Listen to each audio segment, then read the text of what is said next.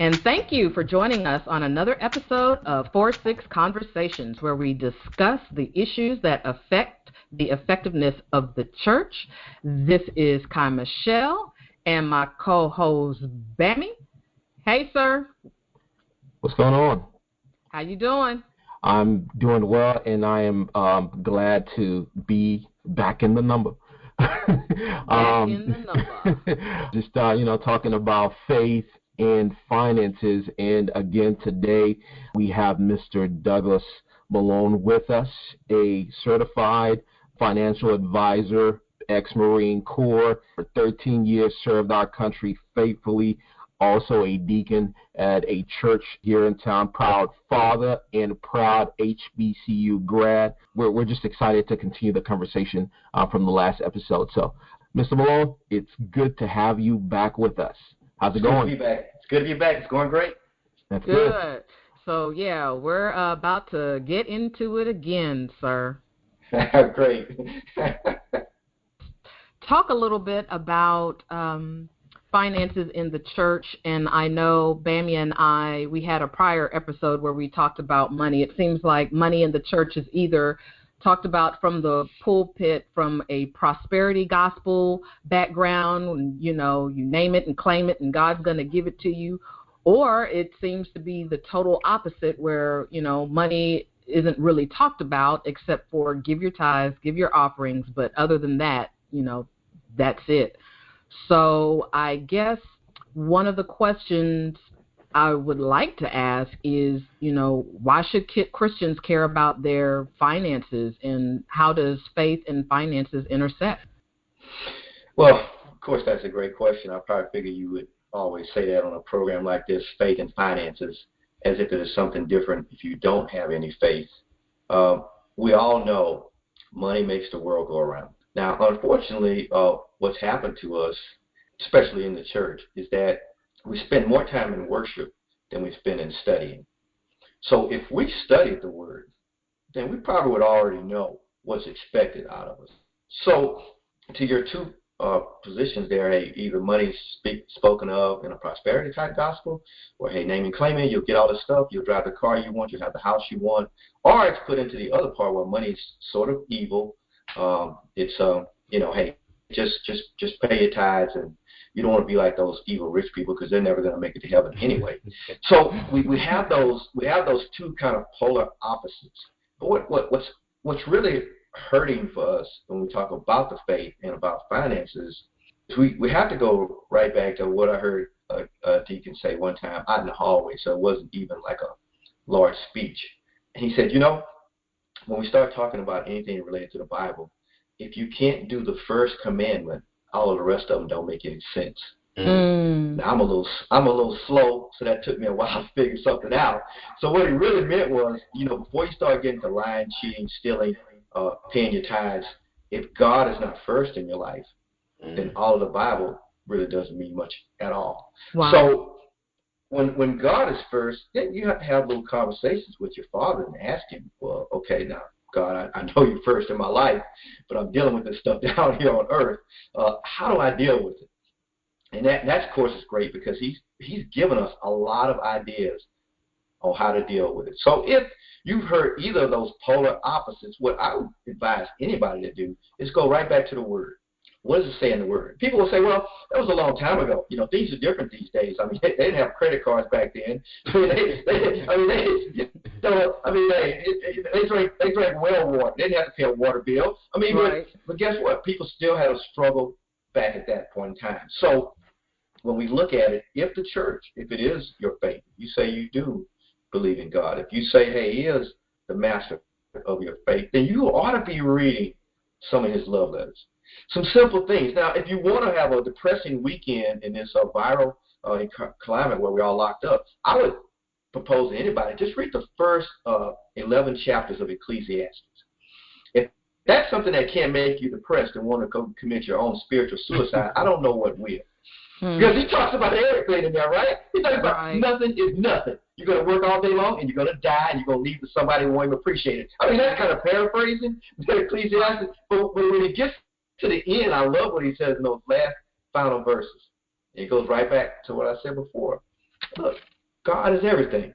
If you're not going to put him first, then guess what? The rest of this stuff doesn't matter. So when it comes to your faith and finances, I would encourage everyone, try to start reading a few of those Proverbs when he talks about money. If they say in Proverbs that you should not find yourself, in our common words, co-signing for anybody on a loan, then I know that's your first cousin, but you and I know both. If he's asking you to co-sign, guess what? MasterCard is not going to finance him. Chase Bank is not going to finance him. If all these people who studied all this and decide they're not going to finance your first cousin, what makes you a bigger bank than them? I mean, it's just telling you clearly. I know that was thousands and thousands of years ago, but it's giving you a blueprint, and we ought to follow the blueprint. So that's what I feel like in faith and finance, that we should get into the Word, see what it says about it, see what it says about our resources, how we should be a good steward over those resources, and make sure we are managing them for the future. The only thing I would say about those two polar opposites, in America, we have a very short-term memory. When I started my financial career in 2009, remember that, back when Barack Obama was president of the United States, we went through a little thing there. It was called the biggest recession in the last 8 years in this country. You had people with multiple degrees and experience who were losing their jobs. Not only did they lose their jobs, but it took them somewhere between 8 to 14 months to secure additional employment. How many of us right now today can last for 8 to 12 months on what they give you down in what they call unemployment compensation? For most of us, that would be a serious issue. So what is it telling us? That we ought to be talking to our members in the body of faith about, hey, you need to ensure that you're holding on to a certain portion of your money for your own living. You cannot work for someone else for the rest of your life. You need to ensure that when we have one of these crises, 10 years ago, we had a huge financial crisis. People lose their jobs, 401ks got cut in half. The United States of America lost their credit rating.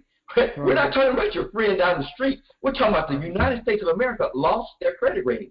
10 years later, we're here in 2020, and we enter into what? Another major financial crisis. Are you seeing a pattern here? Crises are going to keep coming.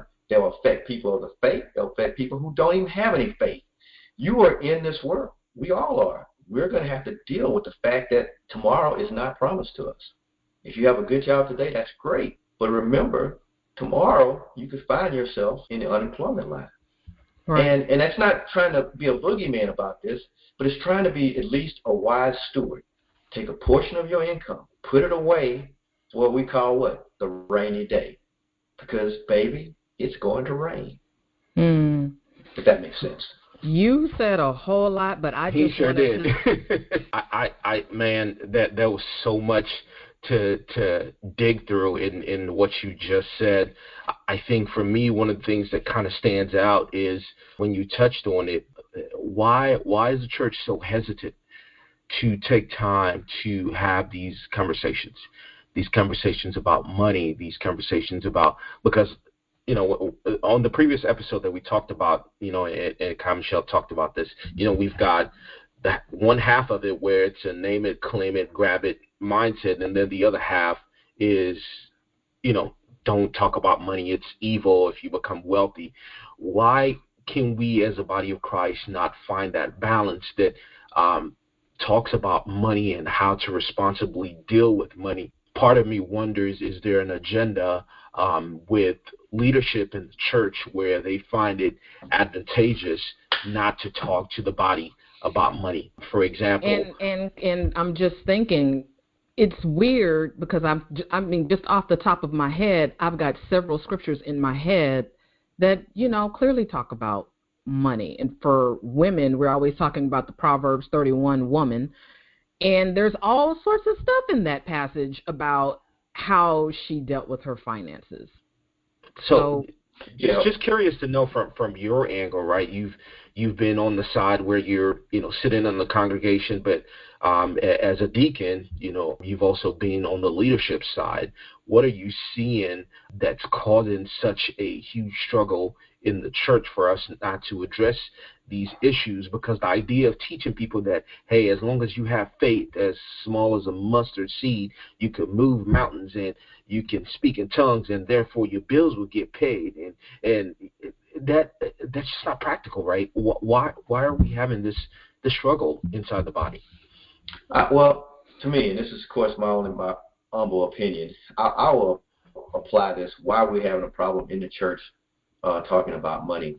Let me put it on this level here.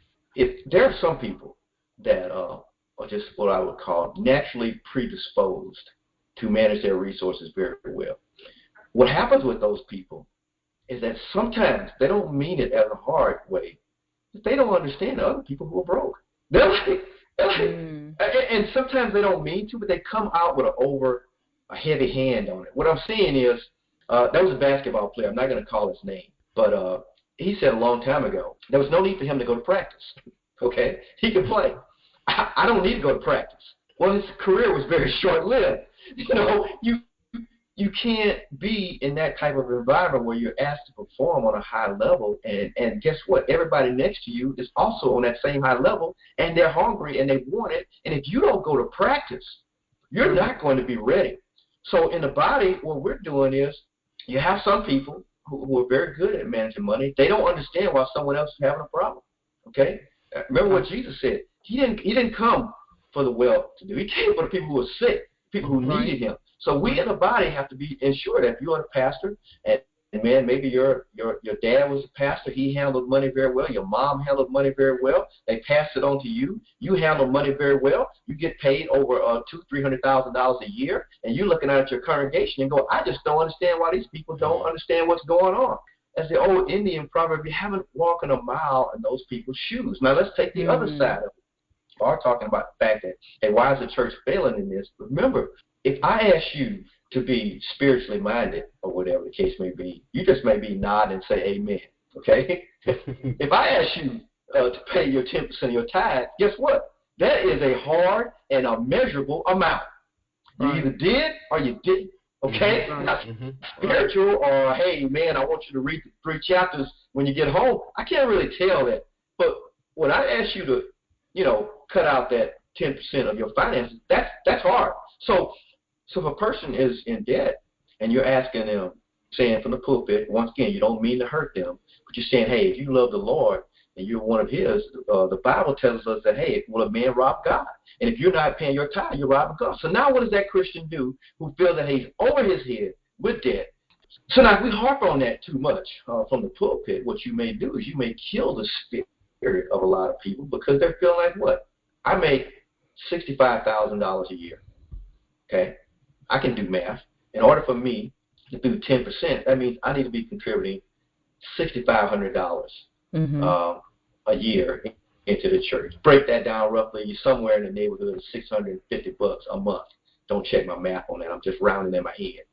So you have a person in there who's living paycheck to paycheck. They don't have $650 they can put into the church. So now, how does that person of faith, good Christian, how do they feel? And I know people say you shouldn't go on feeling, but how do they feel when they're walking out to the parking lot, okay, getting into a relatively nice vehicle, and they're feeling like I failed, okay? I can't pay. Some people may say you can't or you won't, whichever one it is. I feel like it's a struggle for me to contribute. I want to, man. God knows I want to in my heart. Right. I know I should do it. Right. So now you have this problem, even from the pulpit. And that's why sometimes some preachers who have good conscience will just say, I don't want to harp on it because I don't want to make my members feel too bad. Now, yes, we need to get things in. I'm going to say it a little bit, but I'm going to get off of it because I know other churches where they beat people up so bad that they don't want to go there anymore. Or you got shysters there on either side of this. Right. People when we say they're trying to take the word to beat people up. That's not the purpose of the word, okay? So let's just take it from saying, well, we still got to talk about finances and why we find it difficult. So why aren't we doing better of bringing those members in and saying, good, look, guys, we need to have a conversation. Not that the church is hurting. This is what gets me from being a deacon and being in some of the background. The people are hurting. Yeah. Okay? How in the world, and I'm still looking for a church home that doesn't necessarily have to have a building fund campaign. But I haven't found one yet. It seems like all the churches I go to, we're always in the midst of a building fund campaign. I don't know if that's a spiritual challenge. It could show a spiritual weakness on my part. I'd like to be one that say, you know what? We got it all. Y'all just come on in here and worship. About, but anyway. the old time churches that have that thing on the side of the wall. That's exactly. Yeah, that's like, this week we got we raised, It used to be more than that. They used to call you out by name. Oh, Brother so-and-so, we want to thank you for donating $272. Brother so-and-so, man, you got a tire shop. I know you're doing good. You only put in $36. What's for? So we kind of have that balance, and so sometimes preachers see this. But I heard a very wise pastor I had a long time ago in California, and we were having a building fund. And so it seems like, why do churches only talk about money when it's the church's interest to have a building fund campaign? We got to get off of that. We got to build up the people. But anyway, we were having a building fund campaign, and the pastor paid a consultant like $25,000 or $30,000 to figure out how we could get these fundraising things going and all of this stuff. And he finally, after a while, he shook his head and he was talking to some of the deacons. He goes, you know what?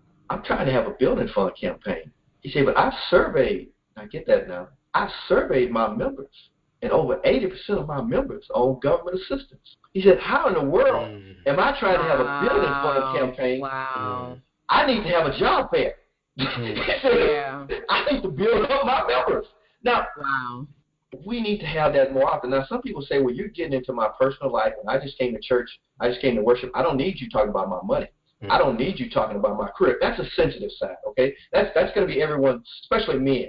That's why we tend to see not a lot of men either in the church, or if the man is in the church, he's all out. But men especially, because guess what?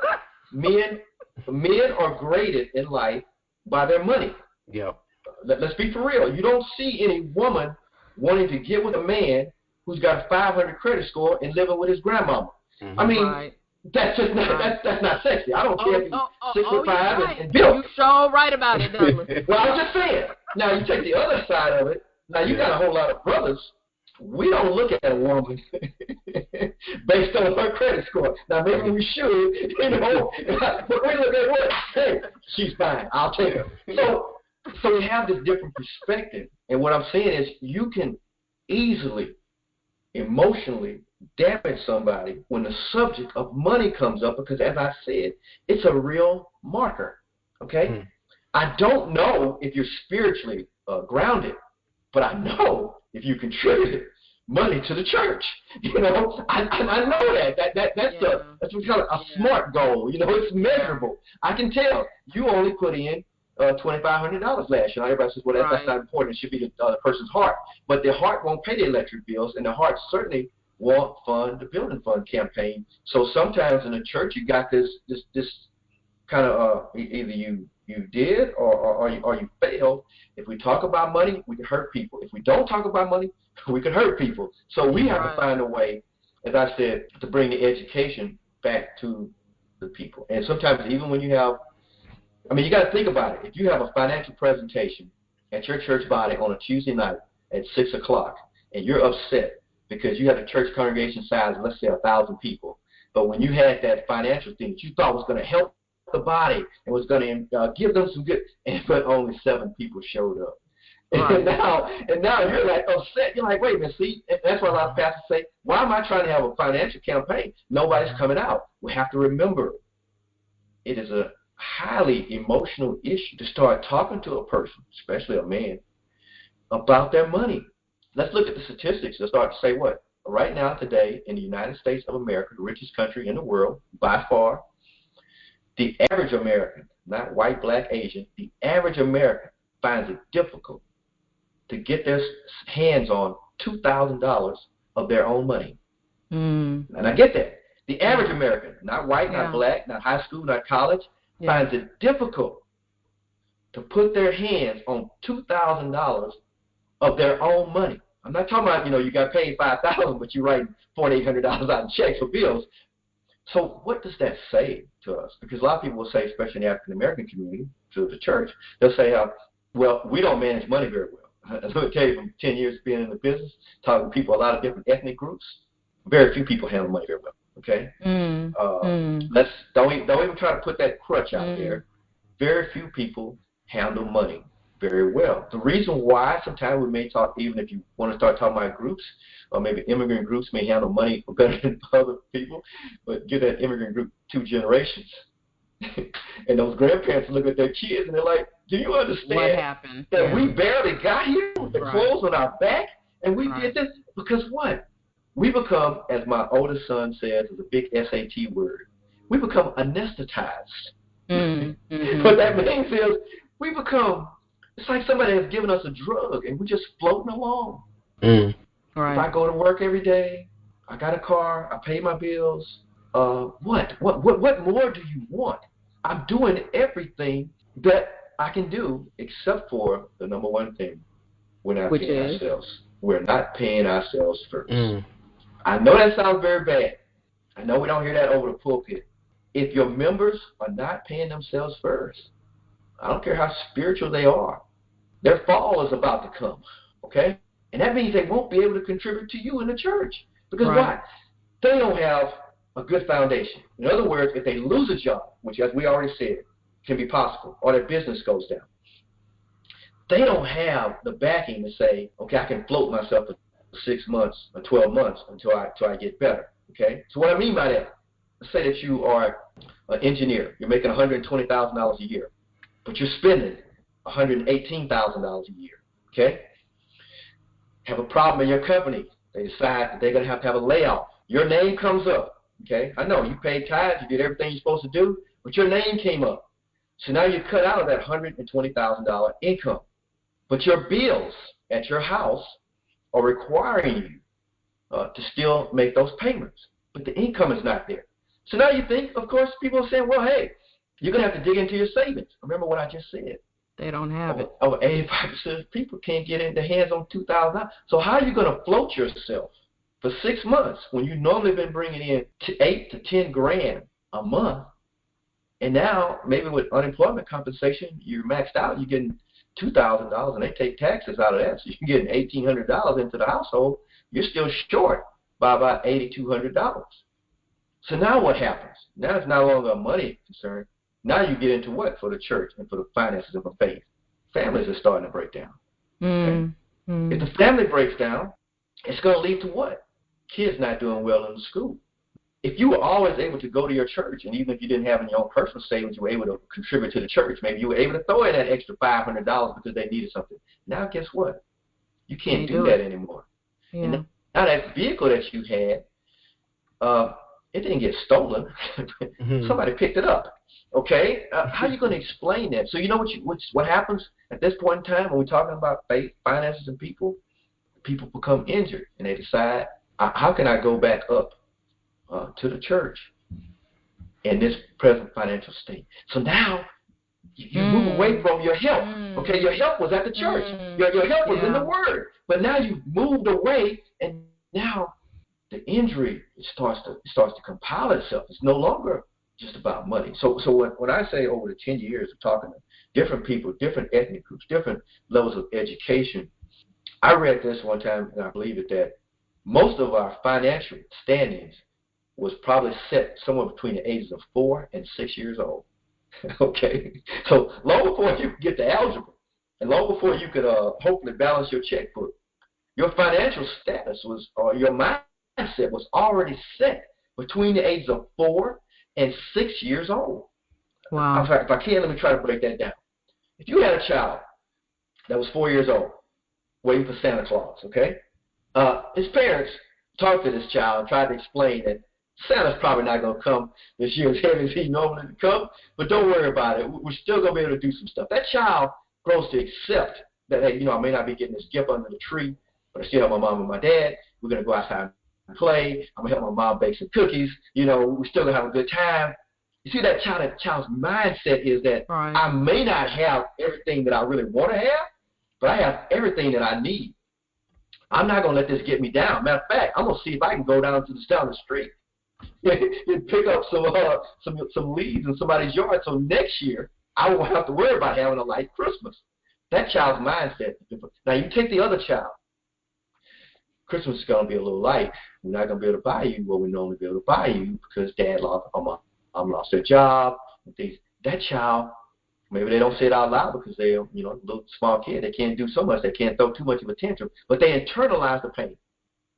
Okay? Now, pain could take them in a lot of different directions. It could cause them to be a hoarder. They're just going to hold on to every dollar they get because they never want to feel that. They never want anybody to ever tell them again in their life they can't say nothing. Now, tell me you haven't heard anybody who said that. Oh, yeah. You have people who go down to the car lot between the ages of 4 and 6. How people deal with money has been formed in them. And we see it all the time. You got some people, man, they lost his job.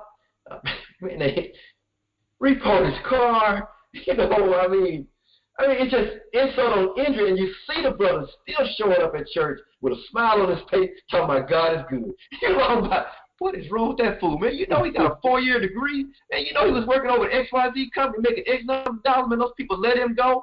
Man, I saw him the other day. He was working over at Lowe's trying to help somebody find out what lumber to make. They ain't paying that much. I can't believe, man, how could he? But you know what? The person has internalized that, you know what? This is a momentary crisis. It's not going to be like this always. And you know what? How dare I decide to blame God for what this world has tried to put on me? It's only going to make me stronger, okay? Because I knew better. I shouldn't have I shouldn't have signed those finance papers on some of those items. And this has taught me something that hopefully I can go forward in the future and learn from. So let me ask you, what should be taught from the pulpit? What should we be saying in the church? Should we, I think I'm gathering that we should be saying something in church.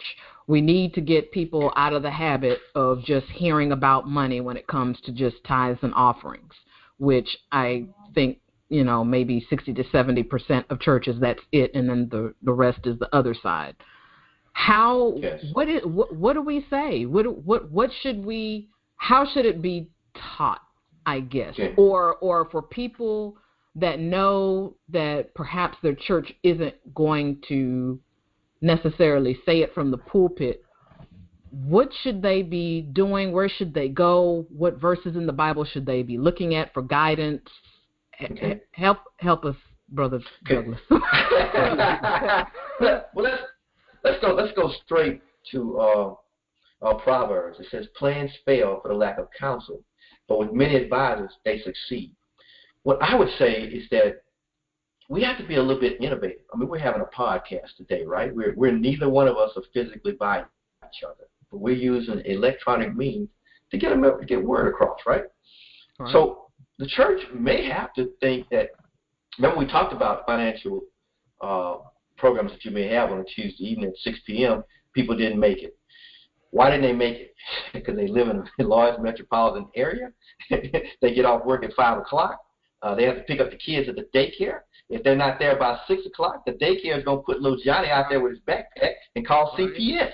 Okay? So the person is struggling through traffic to pick up the kids, find out what homework, and now you want them to drive back over. We're not in neighborhoods anymore. We don't all walk to our church anymore, our house of worship. Right. We're going to have to drive back over. That's another 20, 30 minutes. So why are we thinking, okay, look, maybe we need to have more small group sessions. And maybe what we got to do, we're going to train these trainers first. Make sure their heart's in the right position.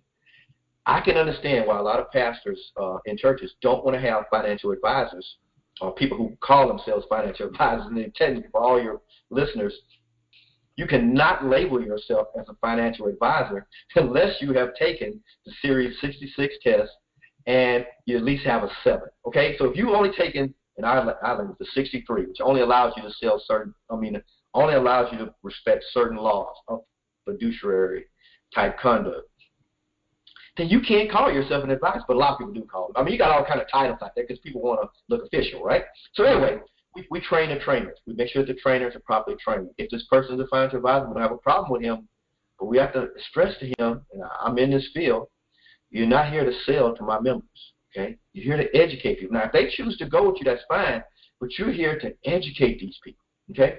So from a church perspective, if this is really going to be one of our emphasis here, okay, that I have to make sure that I'm going to have a viable program. Once again, I surveyed my members. If I have people who can't make it physically up here to the church, is it impossible for me to record the session and tell all the other members we're going to put it on the website? We want you to tune in and listen. You see what I'm saying? People are still getting the word. Maybe they didn't physically make it up there, but they're getting the word. Now what I'll say, no, look, that guy or that lady, she said something that sounded very interesting to me. It was confusing, but I know that they either are sponsored by the church or a member of the church. They left their email. I can reach out to them. I'm going to ask them another question because I'm thinking about X, Y, Z, whether it's retiring, I'm thinking about doing something for my kids for school, or, man, you know what, I'm having a basic proper budget. I'm embarrassed to admit it. I majored in finances in college. I work at a bank, and I'm still having a problem managing my own finances, which comes up to the big point. We have to understand that all of this is largely an emotional issue. Mm-hmm. This is not a paper and pencil issue. Everyone can add up how much money they make. Everybody can take out 10% and say, I should be doing this tithe, and I should take another 10%, and I should be paying myself. That means, guess what? Guess what God did you a favor on by saying, we forget this part. I know people say, well, hey, God asked you to tithe. He asked you to bring all your goods into the storehouse. But I'm not a farmer. You know, people get real smart, real intellectual. Right. I don't have no sheep to bring the Lord. So when I get some sheep, I'm going to bring you 2 of them. But, you know, so we get really intellectual. But what he's saying is, look, if you stop living off of everything that you make, remember we talked about these 2 crises that we recently had in the last 10 years? If 30 to 40% of your income is not necessary for your lifestyle, well, guess what happens when some of your income gets cut out? You're not hurt as bad. And I have to confess, I hadn't revealed this before, but he is actually my financial advisor. Mr. Malone, I'm sorry I ain't been in like I need to, and it looks like I need to go through and get some other stuff situated. So end of the year, first of the year, I'm coming to see you, sir. I need to get some finances back in order. So, yeah. Let's be honest, it's not just your finances that need to get back in order. But I digress. Let's move on. Really? We did really well. You want to go there. Okay. I won't put your business out there, but yeah, too late. But yes, Mr. Malone, we are so glad that you were able to be with us for these episodes. We look forward to having you actually come back sometime in 2020 and 2021. 2020 is. No, we don't want to almost over. 2020. Come back in 2021. Oh my gosh. No, I don't want to repeat a 2020. So, we're just thank you so much for sharing your knowledge, your wisdom with us. We really appreciate it. Well, thank you guys for having me. Absolutely. It's just been a really great experience. Conversation that the body of Christ needs to be having, and something that you do as a profession, to have an open conversation like this, I think is incredibly beneficial to the body of Christ in general, right? Because when we talk about the body of Christ being effective, it's the totality of who we are. It's not just if we can speak in tongues. It's not just if we can shout. You know, it's the totality of who we are as human beings. So thank you, sir, for being here. We'd love to have you back, and I'm sure we'll get that on the calendar as soon as possible. Thank you, all our listeners, for joining in this conversation. We hope this has been impactful for you. We'd like to know how you are doing with your faith and finance, how those intersect for you. If your churches are active in having these conversations, we'd love to know how they're having those conversations. We'll also have Mr. Malone's contact information linked to this podcast as well as the first episode. Feel free to reach out to him. He'll be a great resource to you. He's already been that to us for the last 2 episodes. So once again, thank you. We look forward to having more conversations with you all. So for KyMichele, this is Bammy, and we are out.